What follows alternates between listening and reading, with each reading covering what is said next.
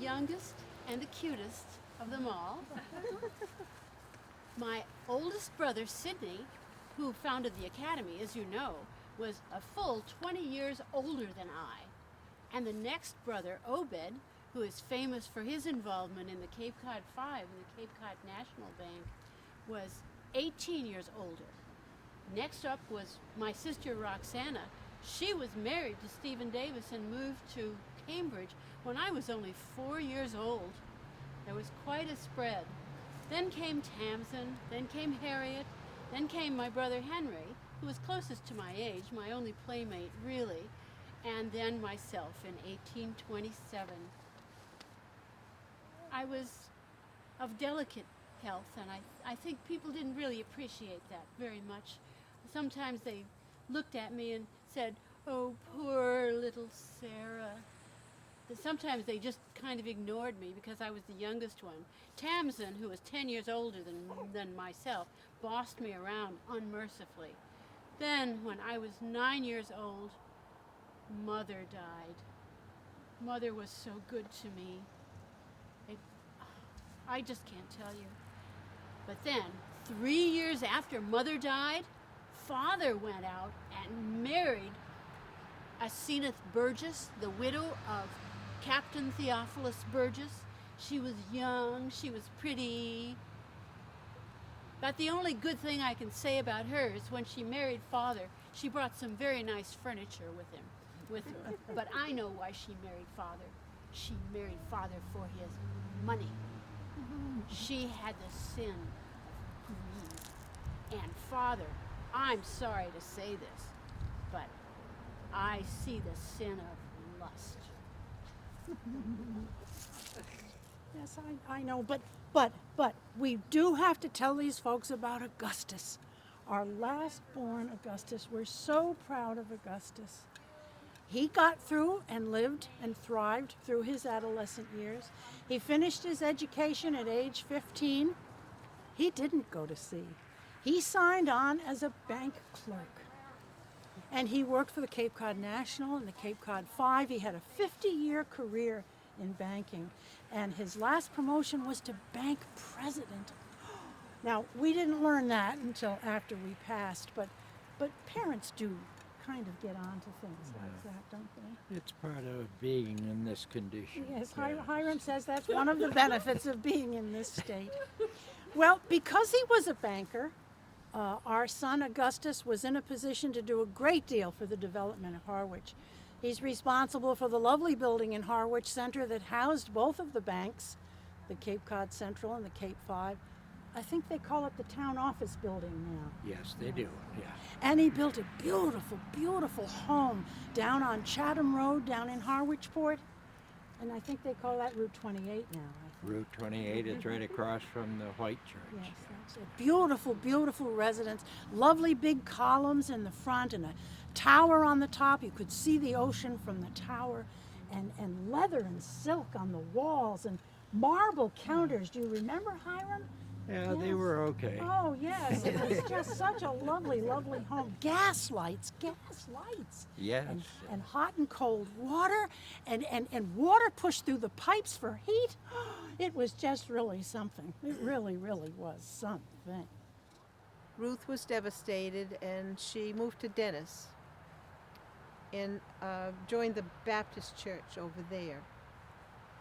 While she was there, she met a young man, and they married, much against the Phillips and Baker's wishes.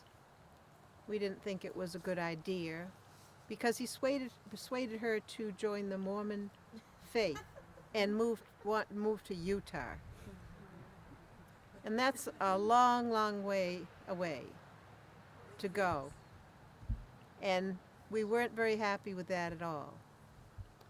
Our boys took things in their own hands, and when Ruth and her new husband were all packed up ready to go, our boys went to Dennis and kidnapped little Ruth. And she came to live with us. That was joyful for us to have little Ruth with us, but it was very sad to have Mother Ruth, the daughter, move so far away. When the Civil War broke out, I enlisted. I was 61 years old. But I told them I was 48. They didn't look too hard. They needed recruits. So off I went with 4 other boys from Harwich. And I'm glad to say we all came home. I did a lot of guard duty. I was at the Battle of Antietam. I was at the Battle of Gettysburg. I was at the Battle of the Wilderness. And I saw the surrender at Appomattox in 1865. That day at the surrender, I went over and cut a small limb off an apple tree and brought it back to Harwich as a souvenir. The Harwich paper made a big deal of that. After the war, times got hard. I worked in the mill in West Harwich until it burned in 1874. Same year, Obert Brooks over there and that fancy 5-cent savings bank foreclosed on my home. I was born here in Harwich in 1829 and lived right here all my life until they buried me under this stone right here. And I, only being 65, healthy, happy, and well, almost a newlywed. I'll never forget that day. The dog barked. It woke me up in the middle of the night, thinking I heard a prowler moving around the yard outside. I went down to see, you know, you can't be too careful these days. And damn fool I was. Oh, excuse me, ladies. Excuse me, sorry. Darned fool that I was, got all confused in the dark. And instead of going out the front door, I grabbed the cellar door and went straight down and cracked open my skull. Not only was I dead, but I was humiliated. Because the next day, they had printed it all up in the newspaper.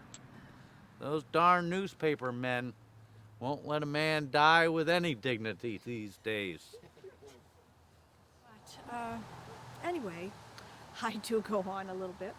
I was never one for company, that's for sure. I loved my work in the library. I sang in this church choir for over 40 years, and I was a founding member of both the Harwich Women's Club and the Harwich Historical Society. You may have heard of them. And of course, I wrote letters. We wrote letters to all of our relatives who had left the Cape looking for fortune and fame, and 2 of my brothers moved out west, and they founded the Underwood Ham Company. Now, I can't tell you what possessed them to put that nasty little red devil on the outside label. There's no accounting for some people's taste. It's absolutely in poor taste, but I do go on.